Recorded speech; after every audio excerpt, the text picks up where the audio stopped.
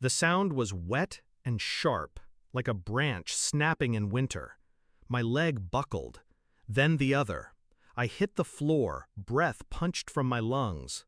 My father loomed over me, the metal bat still raised.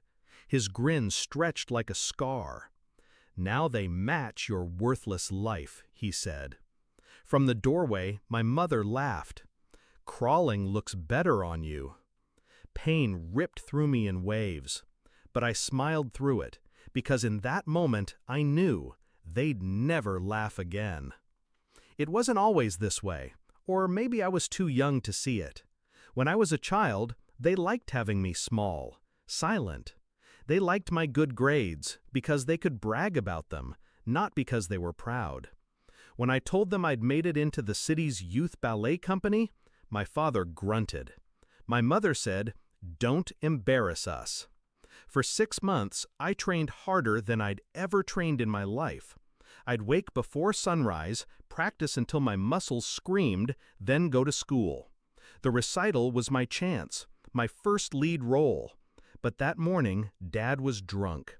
Mom was in one of her brittle, mocking moods. I should have left without speaking. Instead, I made the mistake of asking them to come watch me dance. That's when he picked up the bat. In the hospital, I learned the damage. Compound fractures, torn ligaments, months of rehab. The police took statements, but my parents' story was polished. She fell down the stairs. I didn't contradict them, not because I was scared, because silence is a weapon, and I was sharpening mine. I spent a year recovering. Every painful stretch, every sleepless night, I thought about the way they'd looked at me on the floor, not with shock, but satisfaction. By the time I could walk without crutches, I'd made my decision. They weren't going to pay for what they did in a burst of rage. They were going to pay slowly, piece by piece. First, I moved out. I told them I'd forgiven them, that I needed space. They believed me. They thought I was still their compliant daughter. I worked 2 jobs. I studied criminal justice at night. I learned how investigations unfolded, how evidence was built, how to document every detail without it pointing back to me. Over time, I collected their sins. My father's gambling debts, his habit of helping himself to cash from his employer, my mother's credit fraud schemes, the neighbor she blackmailed, the fake insurance claims. Every crime was a brick. I was building a wall around them. When I was 24, I found the crack that would let me push the wall in. My father had joined a small construction firm. They were laundering money for a local gang.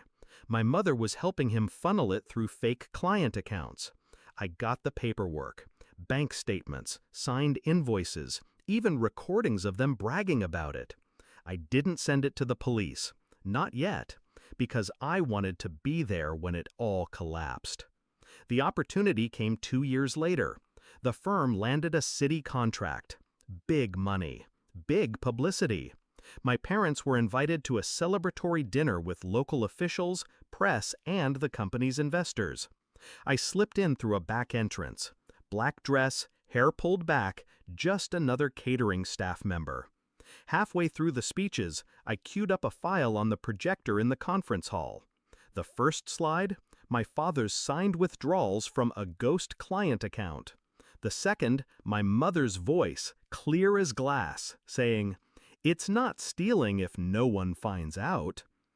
Gasps, chairs scraping, the company's CEO lunging for the power cable. Too late. The rest of the file auto-played. Photos, audio clips, bank records. Enough evidence to burn them to ash. Security arrived. My father tried to stand, but his legs wobbled. My mother's hands shook so badly her wine spilled across the tablecloth. By the time police entered, the investors were already filing complaints. The city official who'd backed the contract was on the phone, pale and furious. They were arrested on the spot. The trial was almost anticlimactic.